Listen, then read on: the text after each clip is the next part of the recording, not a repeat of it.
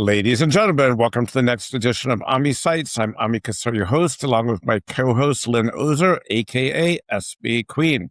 So excited to have my treehouse buddy, James Pearly, with us today. And he is a fascinating story, a fascinating entrepreneur. And we're going to start with Lynn asking her favorite question. Well, first of all, I want to say that you look like you could be in a treehouse right now if you wanted to be. But I don't know if it's exactly like the one you were in on Ami's unconference, but it still looks beautiful. So a lot of quick asides. welcome to I our sleep in a podcast. glamping tent out back in the woods. That's my favorite place to sleep. So Yeah. Oh, okay. That's right. James, tell me about the beginning of your entrepreneurial journey. What bit you that made you decide that entrepreneurship was the way to go? Yeah, I'll answer that in a second. I had a quick preamble, which is Sure. just my intention whenever I do anything like this, and this is for the listeners as well as for the two of you, is my intention is that the people listening will have at least one takeaway that should at least have them think differently. And maybe if I go so far, might change their life just a little bit, because those little changes to your life path add up to things. So, I got tons of stories. I got this and that, but I even have a few notes where I'm like, okay, make sure you mention at least one of these three. And I think that these things would be very valuable for your listeners. So I just wanted to say that I got a lot of notes. There's a lot of stuff, and I'll stick to your questions, but I have like too much material. So well, anyway, guess what? Our questions are extremely open-ended. Your material is more important than our questions. Yeah, we love to hear you talk. Ami and I listen to each other all the time. We don't want to hear ourselves. We want to hear you. And what's going on in your world. We know what's going on in ours. Yeah. Well, we pretend to know. Yeah. And I'm grateful to be here, honestly. And I'm grateful for the Grit group. It's amazing, all the hard work that you've done, clearly. I love the conference. I'm sure we'll get into that a bit. And, the new friends I've been making and just really the overall vibes. It's so much more real than a lot of other things, And so hopefully today I won't go too far off the deep end into, because I can't. So anyway, well, some of our listeners might not know what it was. So when you get up to it, you can certainly tell everybody so they can get excited about it also. Yeah, it's great. But, start at the beginning of your story. Start at the beginning. Maybe here's a way to frame it, James. And I love it, and it's part why you're so important to the Grit community, but you seem to be mission-oriented. Like, you want to teach. Like, you want to offer some wisdom. You want to offer some... Great. 100%. Yeah. Tell us what that core mission is and where you think it comes from. Yeah, I'll go to the first question, so we'll go back to the beginning, And the truth of it is, and I've thought about this a lot, there's no other life for me. Partly personality, upbringing, a lot of genetics, I am not suited to work for somebody else. And this is not a secret amongst my friends. I've only had what I consider to be one real job in my entire life. Both my parents were entrepreneurs. I grew up in a completely entrepreneurial household, which is not that common, I guess. My mother had a small publishing business that published Canadian authors. And my father was second generation. I became third generation in a family map business. So we were a household name in Ontario and Quebec. We made map books for your car, like Rand McNally was our sort of the big competitor. But I've heard of something in the States called Thomas Guides. And that's more like what we were, was the regional player who dominated the region. And then you also had the Rand McNally or whatever, but they were like they're more global. Like they just make a little bit for everybody, So police, fire, ambulance, taxis, our books were a textbook for taxi cab, getting your license, and our name actually was synonymous with maps in especially in Ontario, but also in Quebec. So people wouldn't say, "Oh, do you have a map book?" they would say, do you have a Pearly? Can I get your Pearly? Can I, and we became such a, I guess, household name that we would get customer complaints sometimes from our stuff. You'd miss a street or like whatever, and because there's like a lot of streets in Toronto, but we would get people calling and they have our competitors' maps, because we were just the map company, and we'd be And like, so oh, you have a yellow book? And we'd be like, oh, that's not ours. But we'll how still did help they you. make maps before drones? Okay, well, so we're going to go back then. So way back in the day, and I like stressing it was my grandparents. People are a bit sexist. They're like, oh, your grandfather started it. I'm like, my grandparents did Look it. at you. Right? Thank you. That side of the family was Jewish, and it was my booby and my Zadie, right? And so my booby ran the business. Like, she ran the accounting. She like kept everything together. Like, that thing would blow apart, right? But my grandfather would he would make the maps and then he would sell them basically, and she did everything else, And back then, and still even up till the end, I sold it in 2001. You get most of your data from planning departments, actually. Right. So Okay. like there's Yeah. and there's hundreds of them, like, in a big city like Toronto, every Sure. little municipality, when they're building a new subdivision or they're changing the streets, and people don't realize how much data is in a map. It's not just streets, hospitals, schools, one ways, they change this, that, like, it's a lot of data, right? Beyond Sure. just streets, right? So we would get most of it from the planning department, but then you'd have to be talking to the Board of Education. Oh, they closed the school. They opened a new one. All the hospitals, a new hospital, blah, blah, blah. So you had hundreds of sources of data. But then when it came down to it, my grandfather would basically just pay a cab driver, book them out for the whole day, flat rate, and just drive around and double check, especially the new areas. Just drive around. So that, and now you see like Google with the camera, and they're like driving around. That's the more modern version, right? Right. Seeing everything, right? So yeah, they used actual cabs. Pretty interesting, actually.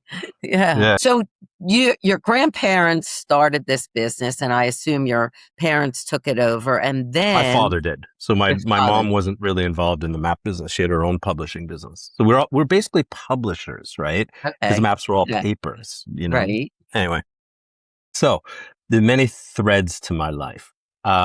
Some good, a lot of tough. So I don't know. We could get into the grit stuff, My dad passed away when I was 21, and I was in my third year of university. And he basically, from when he got sick and we knew he was sick to when he passed away, was about 6 weeks. So it was very fast. It was very difficult. I was actually in New York City with a friend. We'd taken a bus down and we were kind of partying New Year's, and I had to come home early because I got a phone call. Your father's in the hospital. He has pneumonia. It's not looking good, So within 24 hours, got myself back home, and at that point, we didn't think it was lethal. We just thought, oh, he's sick, and you should come home, So, I came home, and I think I got home maybe January 2nd or something, and he passed away February 6th. And it was one of those where, they found one cancer. Sorry, I get a little sad again. Geez, I didn't think I'd get emotional. They found one cancer, lung cancer. And that was the pneumonia, right? Like fluid and stuff in the lungs. They're like, oh, you have lung cancer and it's not good, And then not long after, they're like, oh my God, you have bowel cancer, not related. It's two cancers, and either of them would have been lethal, And yeah, just 1 week after the other, the prognosis got worse and worse. It went from you got a few years, you got a year, you got 6 months, maybe you should say your goodbyes. Like, it just, Jesus. And, I was in university, and, I'd grown up around the business. I worked in it. I've worked since I was 12, they would give me jobs. I never got spending money. Like, I don't know. We were actually, and there's kind of a longer story to this. We were actually poor when I was young. So 0 to 5, I was actually poor, not really poor, but the high end of poor, you know, and there's a bit of story to that. But anyway, my parents started doing better as we went up, and my father bought the business from his parents and then started, and we kind of made our way from high end of poor to probably middle class and maybe a little bit above, Um, and so I guess related to that is my dad, it was a great business and an enduring business, but he wasn't great at running it. It was a brutal shit show behind the scenes. And, it had a lot of debt. I think you guys know about debt, right? Just a So, little bit. yeah. So, when he handed it to me on his deathbed, the total debt load just slightly exceeded revenue, which in a manufacturing type business is not a good place to be when your net margin is like 8%. You can do the math on that. That is not a going concern, and he had a lot of litigation. He probably should have been a lawyer. Honestly, I think he liked the litigation. He was famous for it. There's another whole stories about that. He actually made new law with the CRA, which is our version of the IRS. Like, Yeah. he took them to court on a major thing and beat them, and like it was a pretty serious piece of law. They thought not Interesting. like him, So anyway, too much litigation. So here I'm 21. I'm taking over this business on my father's deathbed. Like, I'm starting to go and show up in the office in January. Like, I've abandoned university at this point. Um, I I understand business and I've been around it, but I was not like really groomed for it. Though I worked in it and around it, and it was, an all hands on deck. When I was 12, I was putting price tags on folded maps till my hands got blisters. Like, I got $1 an hour, bastards. I worked hard, Um, so yeah, and then I had all this litigation. Like, I was 21 and showing up downtown at these major law firms, like the big law firms, being discovered, like deposed, and like holding my own and trying to sort this out. And a little bit of, hey guys, I don't really know what's going on, but I'll try to figure this out for you. And so, for the next 6 years, I was unpacking all that. And, luckily, my father had a woman that he had hired to help him sort the business out. And so she was a restructuring specialist. And she said to me, I think there's something here and I think we can fix this, but we're going to have to do a hard restructure. And so you got to imagine I'm 21, and the next 6 years, with her help and a lot of lawyers, we do one of the toughest things you can do in business, right? Which is to turn around an ailing firm. And so I had a, birth into entrepreneurship by fire, right? A By good the end of those, education, though. what's that? A really good education. Multi-million dollar education. And I like saying I've had at least $1 million education, and that $1 million is counted in losses that I learned the hard way. I have been screwed every way you can be in business.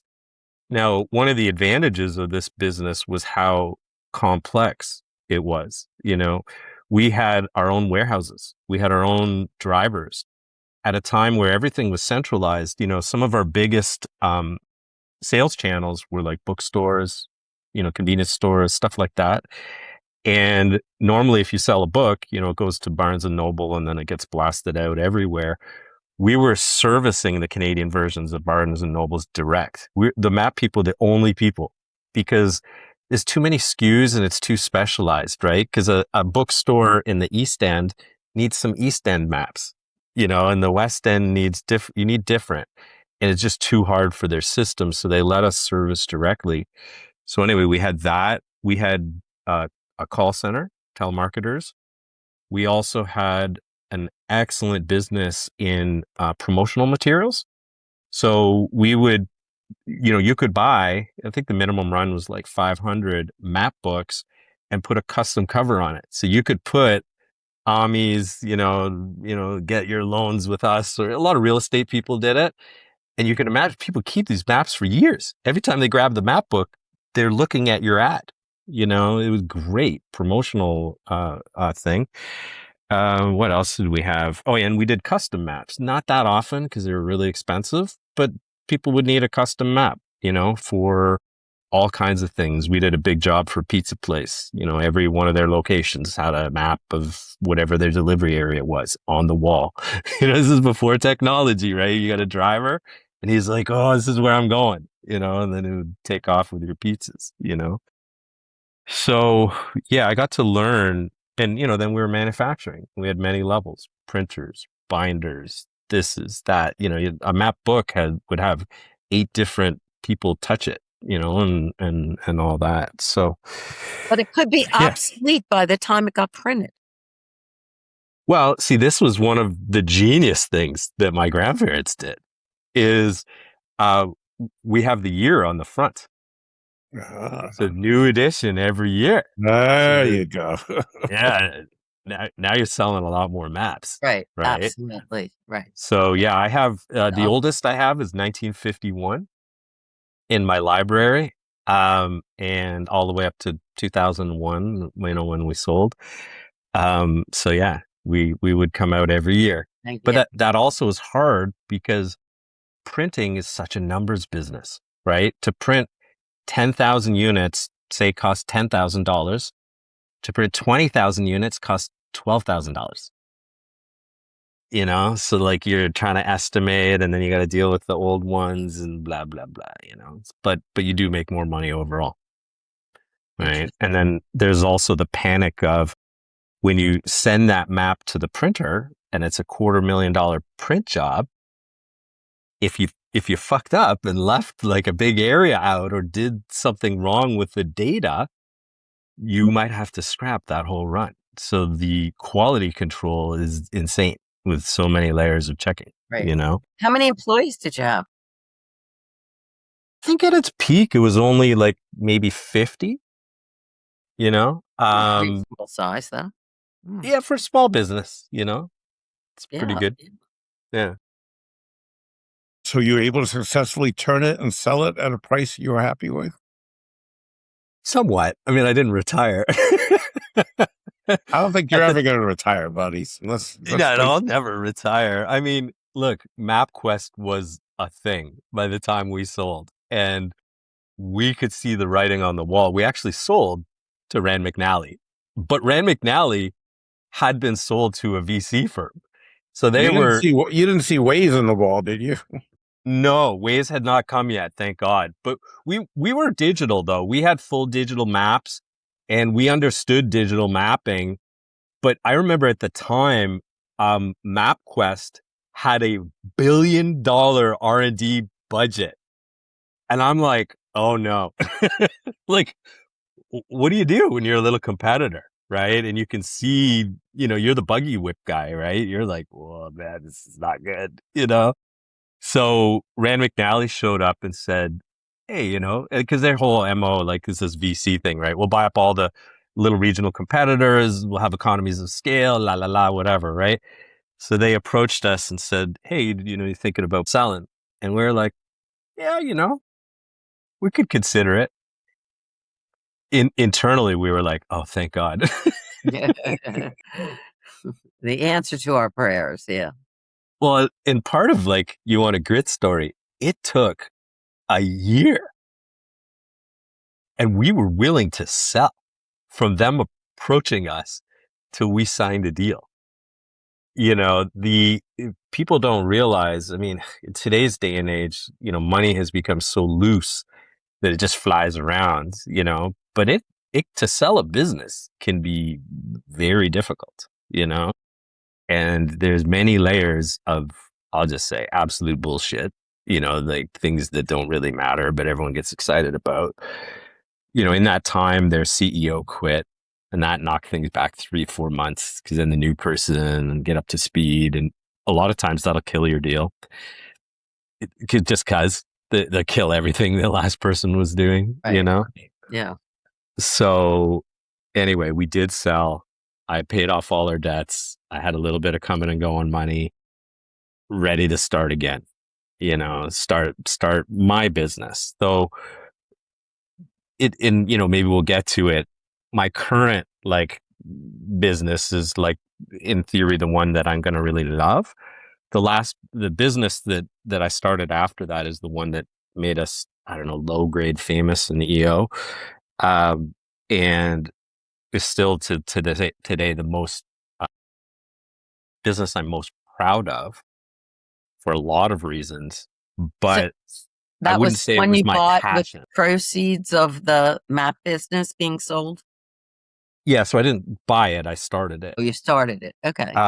There was a period of about 6 months of helping friends with their businesses and seeing what happens, where I would come in as some kind of co-CEO, help them, some of them were startups, some of them were a little bigger, and just help them out, but really with a goal not of being a consultant, but of like maybe joining, something that's already going and maybe buying in or doing something ancillary maybe, and that didn't work out for some reasons that became lessons later.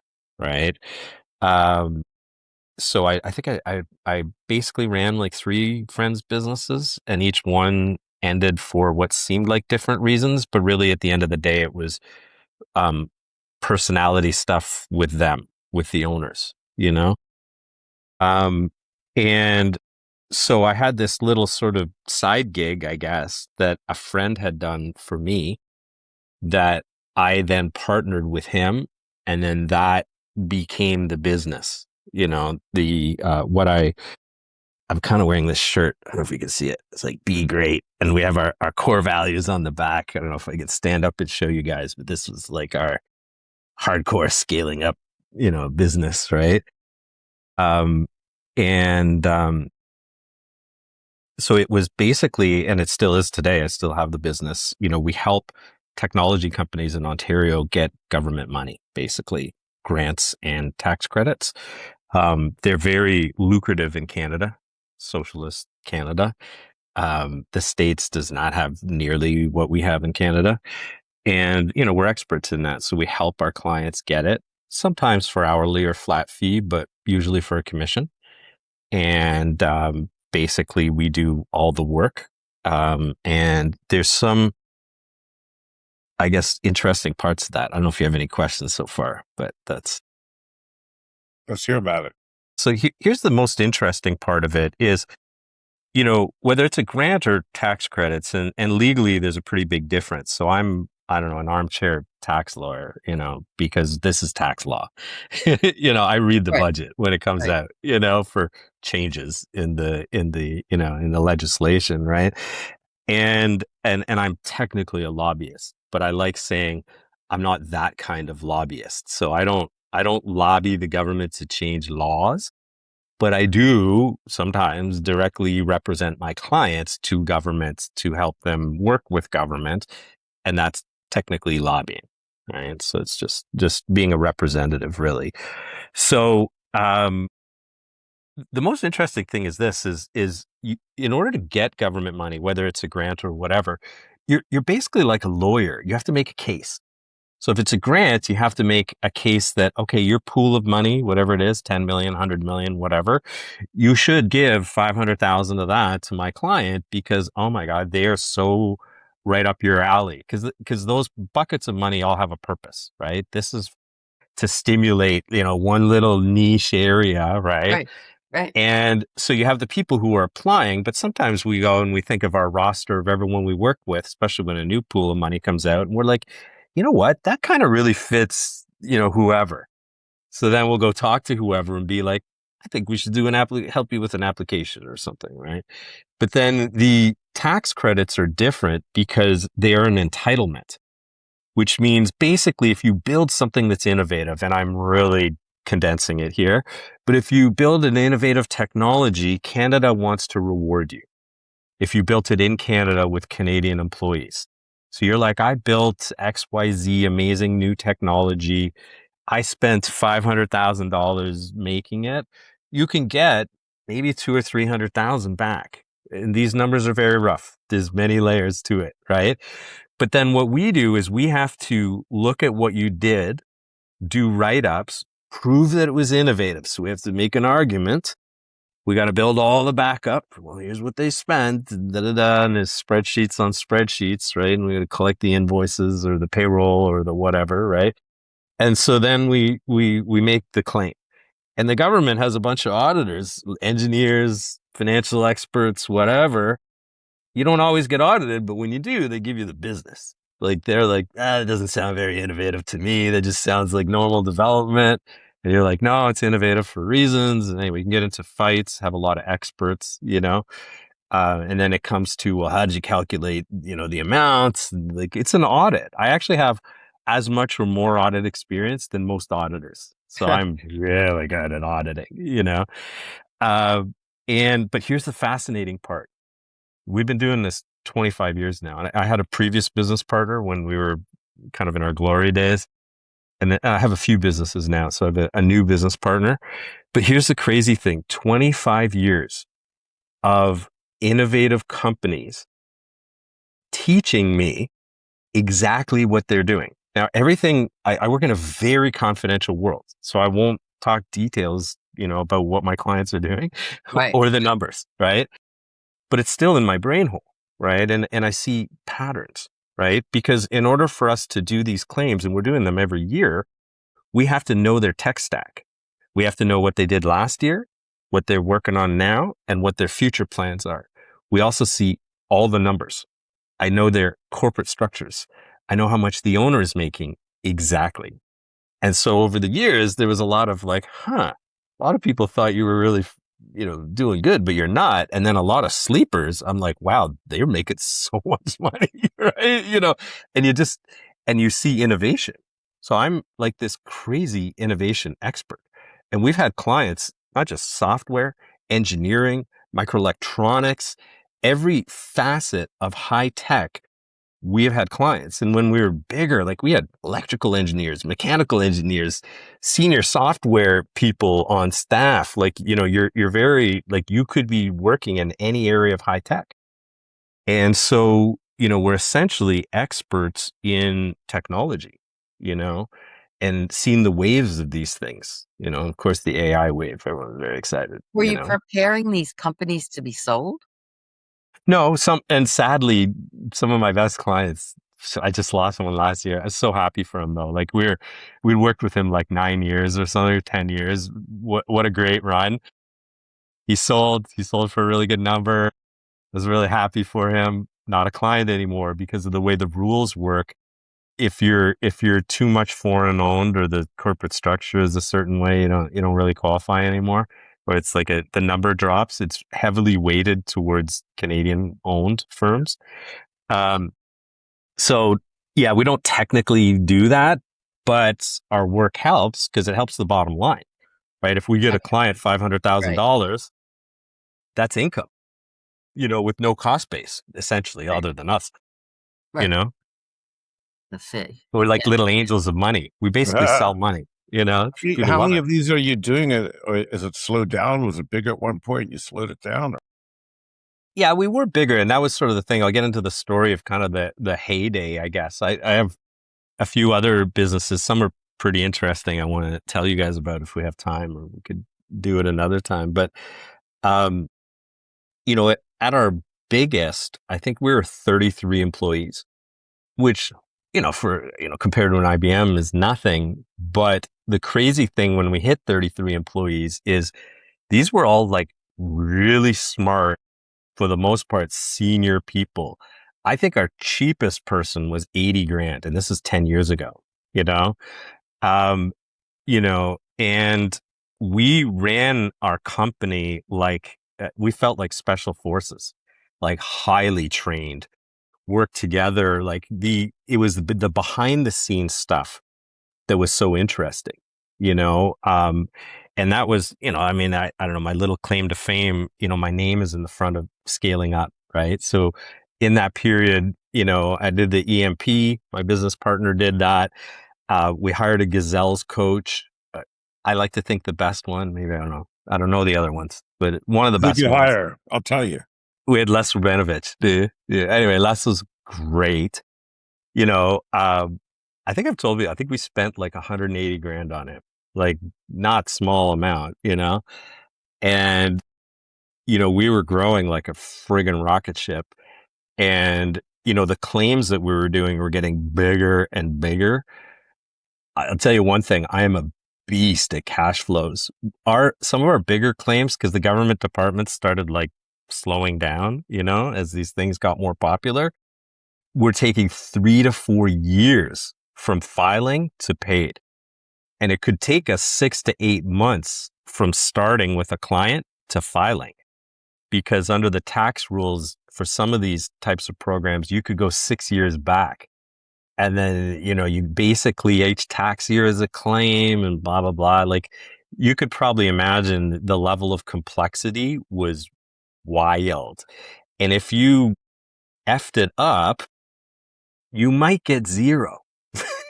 You and the client, which is a very unhappy client.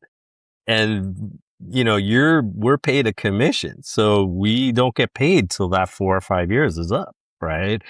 So our cash flow management was insane, Like a bad EKG chart. That's what I say about our business. Our whip was insane. Like, cause the whip would just keep growing, right? And growing and growing and growing. And we actually had to find a very aggressive bank to lend to us because it was such a strange business model, What would you call your business model? It's pretty unique. I mean, the business is most closely related to what's called a PSF, right? A professional services firm, like an accountant or a lawyer. Right. If you look at the structure of it, though we didn't really have partners, but we were a pyramid like that. So Mark and I, being the principals, were at the top of that pyramid.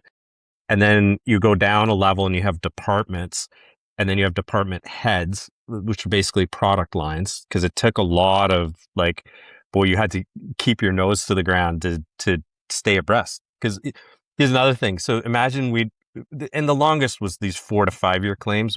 Some of them were 6 months, turnarounds. But so imagine you have a claim that's out there for 4 years and it's going through various levels and all kinds of stuff and more questions and can you do this or that? And they're doing their due diligence. It's a lot of government money and they're making sure that this is, all kosher and whatever, right? But every 6 months or so, they're coming out with new guidance. Right? So then, then you're like, oh my God. They change the rules in the middle of the game. So we would be constantly updating everything that's out there. And sometimes it's just procedural, but you would be pulling stuff back that's maybe been sitting in the queue for 6 months because you could do that in the portal, rewriting it a bit their new way. It's still the same thing. And then putting it back. So the amount of stress you had as a team lead to make sure this stuff pays out was tough.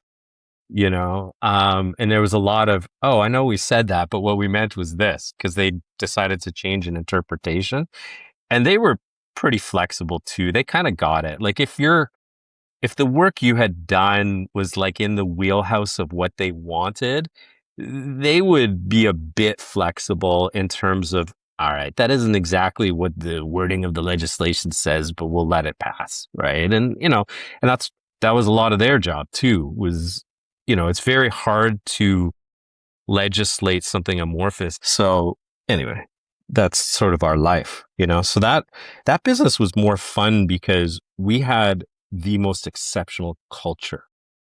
Wow. That's something like, oh my God, if I ever get a hot minute to write about our culture, when I say we loved each other, I'm not kidding. I could share some stuff with you. I'm still very close friends with some of our top employees who long since retired. We would vacation with each other. we did like what you did. Like we would all get together, but like we would sometimes go and stay with our employees and like, bring our family and hang out with them. Other weird things we did, I guess, is we basically had a therapist on staff. This is high pressure, a lot of very smart people doing really complex stuff, and your shit comes up. We had one divorce. We had one person go through a lot of family stuff. We had to sort of let her go, but then she sorted her stuff out and came back a couple years later, and this therapist basically, I mean, I had worked with her directly myself. About half of her entire book of business was working with our corporation, and any employee could use her, and we don't need to know what it's about. Like, just go sort your shit out, whatever it is, your personal stuff, go work with her. It's on us, and she would also help regulate things between me and my business partner, because we would sometimes be like two rhinos, like big personalities, I mean, we loved each other, but we could butt heads, and she kept us calm. I only saw that on a TV show, Billions. They had Everyone mentions that in-house therapist for all the traders, their high pressure job to produce and so forth. 100%. That's, the pressure is what created the need for that. It's interesting, James, because I mean, shame on me, I never really understood your business before. But there are a lot of similarities in our business model and your business model, right? Very much. I agree. Yeah, I agree. Yeah, James, at the beginning, you said you had some core lessons that you wanted to share with our listeners. Do you want to dig into those a little bit? Yeah. I got a few things. I mean, there's so many things. And a quick aside is I much prefer doing workshops than public speaking. After I left EO, and it's sort of a long story to that, the learning chair asked me to come back and be a speaker. And I thought about it and said, I mean, I love speaking, but I was like, I'd rather do a workshop because it moves the needle. Yeah. So I did a great workshop. So anyway, here's a few thoughts, and I'll just throw them out there and we can dig in or do whatever. One interesting thing about my life that I've realized is I am what do you call it? I live in like between the second, third, and fourth standard deviation of life, if that makes sense. And what I mean is there's like extreme people, and then there's like me. And we talk a little bit about what are you guys talking about, the imposter syndrome or whatever. I don't feel I really have that because I'm pretty comfortable in who I am, but I do not live a normal life. I'm not a normal person. I've not had a normal life path. When they say, 75% of people are going to like this, or this is going to be good for them, I'm like, okay, 25% of people that's not going to work for. But if you get really down into it, I'm somewhere in the 1% to 2% where it might be the worst thing I ever do. Like I'm always in that like little extreme bucket, I'll give a quick aside on that. We use Sisler a lot, who's like another legend in EO. We use him for all our people, all our personality stuff. We even paid him $30,000 to just personally coach Mark and I. And he would always be like, every time he'd look at a personality thing, he'd be like, wow, like what the hell? And I rarely see one of these, all our employees. And I'm just going to brag about this. My EA, Natasha, he said, I've never seen a chart like this. This guy, Sensor's done like 10,000 of these, and he's like the god at this stuff. He's like, I've never seen it. And she's like, she's so nice that you think it's a weird act. You're like, no one can be this nice. She is. Anyway, so just so we understand that. Okay, cool. So one of the things I was going to mention is, sort of one of my new businesses. I mean, it's going to be an educational kind of thing. And I want to call it the working title, something like Smarter Every Year. I don't know. It's just sort of like my working title, and it's a lot of like metacognition stuff, right? So it's a lot of how do you think and how to think better, even in an age of AI, how to really think about a problem. And, related to the being like an outlier amongst outliers is I really get fascinated by data points that don't work. So most advice is like, oh, this is the way to become a great entrepreneur or something, or this is the fundamental part of grit, or this is the most important part of success. And then you find these outliers that are like killing it and they break all the rules. And when you study them, you always learn something fascinating, something that's like, huh. And then you go down rabbit holes. Anyway, so I was going to share one with you. This is one of my favorite little ones. And I'm not the only person who's ever talked about this, but maybe this way. And the area I was going to talk about, because, we're talking about business, how to build a business, how to be successful, right? So we've all heard of Warren Buffett, right? Obviously. And in my humble opinion, Warren Buffett's not an investor. Like an investor, we're like, oh, I invest in stocks. I buy this, that. I hope it goes up. He really, for the most part, and I know he's sort of quasi-retired, buys businesses, right? And yeah, he was the biggest owner of shares in Coca-Cola, and he replaced the top people because he didn't like how they're running things. And he's got a cadre of top managers. And if he doesn't like what you're doing, he's putting his people in to run things. So he's pretty hands-on, Anyway, someone had asked him the question, and I don't remember how they got to this quote, right?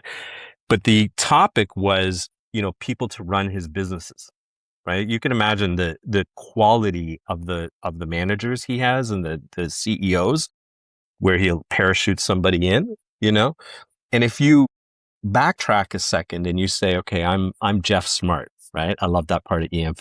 He's like how to hire great people. He was wonderful.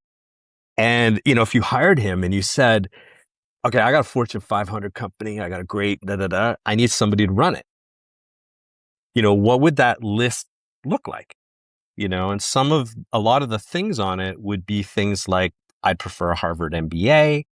They need to have done this. They need to have, you can imagine what that list looks like, right? So I got this quote. Let's see if I can pull it up quickly, or I can paraphrase it for you. Okay, I'm going to paraphrase it, but I'm not going to give you the answer quickly. He famously quipped, this is Warren Buffett, that if he had to choose between the top 25 Fortune 500 CEOs or this person, he would choose them, stating that they would run rings around them. Now, there's a reason why I'm not saying who it is yet. Mm-hmm.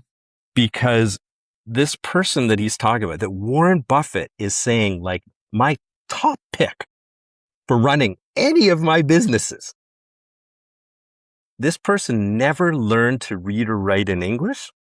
She was Russian. I said it's a woman. And from what I could tell, from reading up on her, never read a business book, never did a business course, certainly didn't go to business school, right?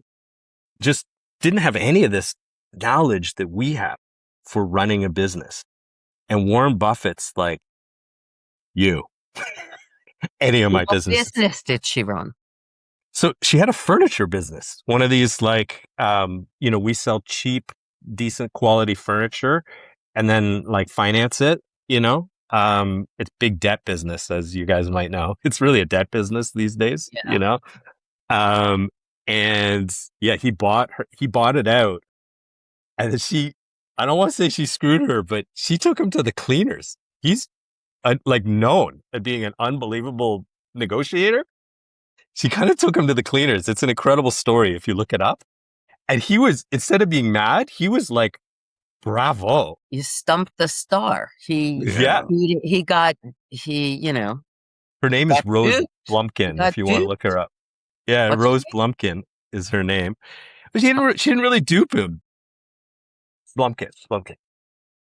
No, she didn't really dupe him if you read the story. She just outfoxed him and she had his eternal respect. So he actually had to buy 2 of her businesses. He bought one, and the problem was they didn't do a non-compete. And the next day she opened up across the street, same business. Then he had to buy that business. That's funny. So it leads to a lot of other stuff, right? Well, it leads to a lot of other stuff about what is most important in business. So I thought a lot about what made her so flippin' good, you know? And a little bit of it is the type of business and et cetera. But um, I wanted to relate it to one other stat, and then I'll leave it. And I don't know, we could talk about whatever, which is, this is a Google stat. So Google has spent an insane amount of money trying to figure out how to make the best operating teams. And they got some incredible stuff you can read out there, on high performance teams. And this is sort of a related stat, is they found out is they started looking at, they had a huge bias towards only hiring people from the big universities, right? Only hiring Stanford grads or Harvard or MIT or whatever. So if you had a degree from there, they were like, yeah, I want you. But as we know in computer science, a lot of the geniuses are dropouts, or they're just in a basement coding away. So Google ended up with a lot of people who like never went to university, right? And so they did a big, deep meta-analysis of the productivity of people who have big shot degrees and people who have no degrees at Google. This is high tech, right? And what they found was fascinating. What they found was that in the first 2 years of employment, if you had a Ivy League degree, you were on average 2% more productive than somebody without. 2% for the first 2 years. After those 2 years, it was about equal. No difference. Interesting. Think of what an How Ivy about League. ego and cultural fit? How about that? Did they measure that? I don't know. We'd have to dig in. They were looking at productivity and like scores and this and that. Yeah. What I'm guessing is the 2% lift was because they were more cultured to a big business. The other guys in the just pure coders were probably not very social. I have a few contrarian opinions, as you know. I got a lot of contrarian opinions. Yeah. So I think if you dig into them, I'm willing to debate them, it would take you time, right? Maybe that's the key to your success. Yeah. Your contrarian point of view.